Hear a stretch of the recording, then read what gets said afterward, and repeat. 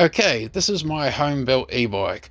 I have a 1000 watt wheel on the back, and I have a 1500 watt controller. Now I plan on doing the shunt mod today, so before I do the shunt mod I am going to do a 0 to 40 test using this GPS performance analyzer. Then I will come home, I will take the controller off, and I will do the shunt mod on camera, and then once again we will measure with this GPS device. So let's get to it.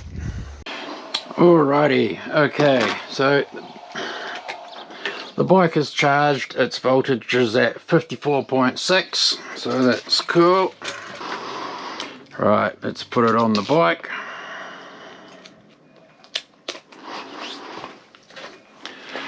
Take my phone with me.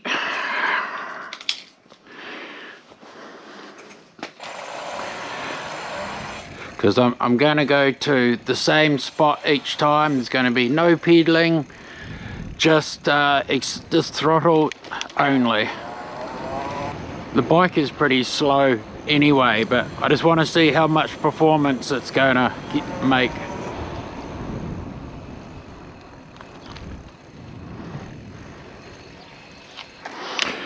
So alright, since I'm not sure of my bike's top speed, okay, we want drag, speed. We will just do 0 to 40 test, see how quick it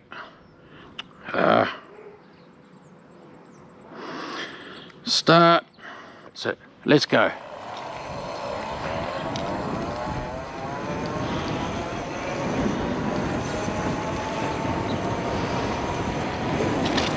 Ouch.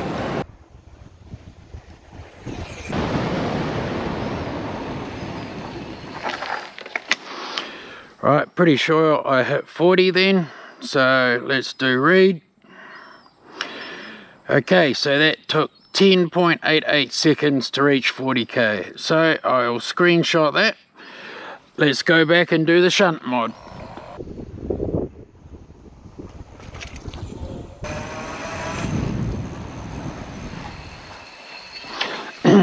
I must say 10 or nearly 11 seconds is damn slow. That's horrible. But so as you know, we're going to be taking this off here, doing our magic. So yeah, I guess let's start. Alrighty.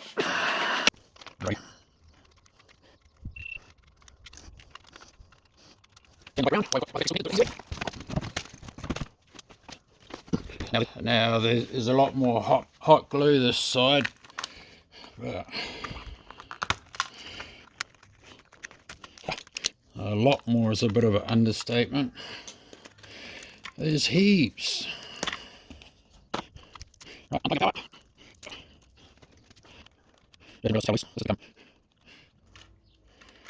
Okay, so here we go. Right, I'll just go get something to put this on, which will make it easier. I might turn the bike back around first, so. Alright, so next thing, we want to open this up. Got to undo all of these screws here as well, because these are screwed into the back of the MOSFETs, because it uses the case as a big heat sink. So, want to undo our screws here. Oh no, we can leave these ones done up. As long as we undo the screws here and along the side here, the circuit board will slide out. So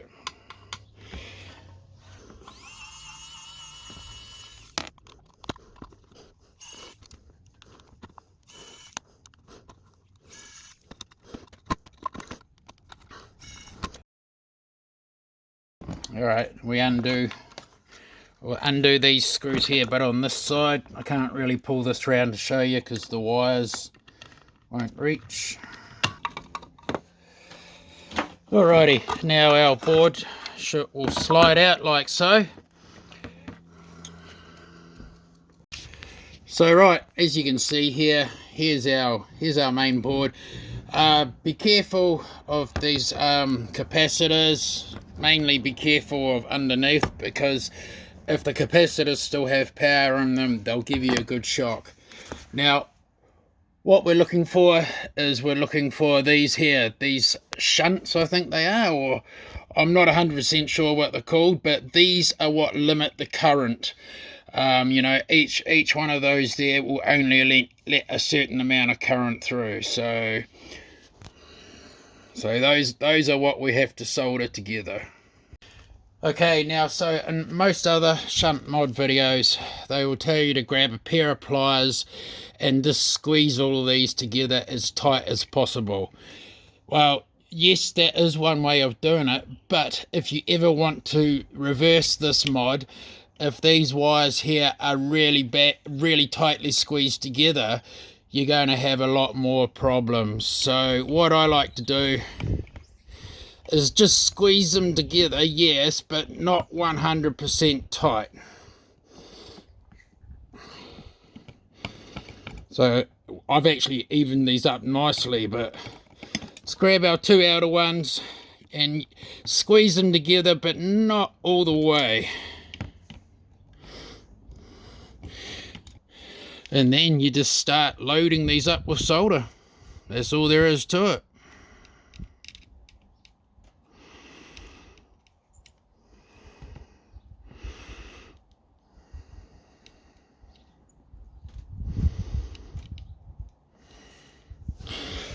Alright, it's a bit difficult having to work around the camera, but that's all good.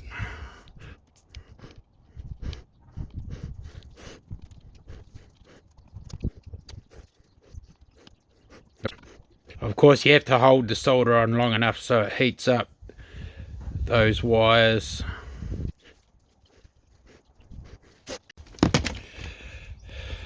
Oops, zoom out, help. And that's all there is to it. As you can see, there's heaps of solder on that. If I turn around this way, get it in the light a bit better. Yeah, that's all there is to it.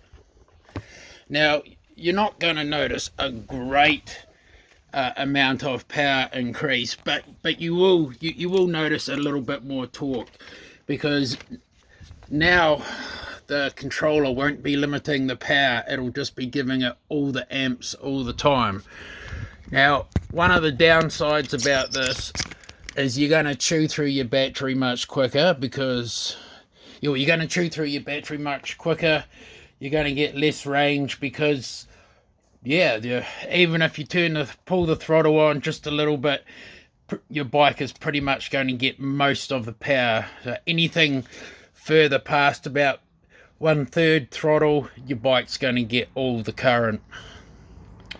All right, so that's all there is to it. So then we put everything back together, and then we will test our 0 to 40 time out.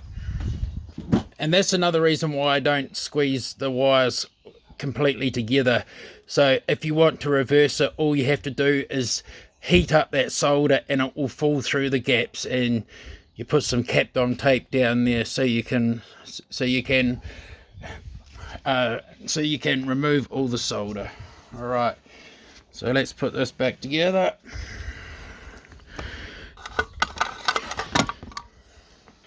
So I'm just going to line one of these MOSFET holes up. Once you have one lined up, all of the rest will be good. Make sure the rubber seals all the way around this here, otherwise water can get inside your controller. Right, and as always, we get the nice big pop when we put the switch together, the main power together. Get it right. Okay, so let's see if this has made a difference, if it has at all or not. So, all right.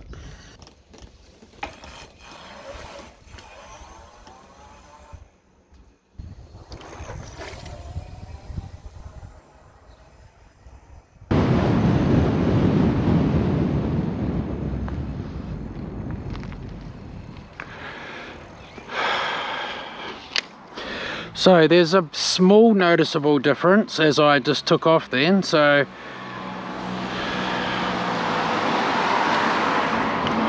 but we won't know for sure until we do this test.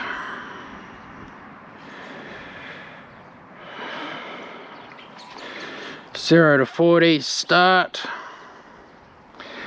Okay, once again, same test, no pedaling.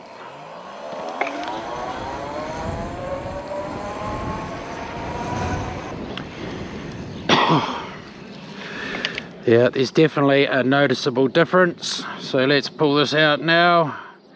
Read. There it is there, 6.6 seconds. Alrighty, so here is the before and after tests. Before 1088, after 668. There's just over 4 seconds difference there.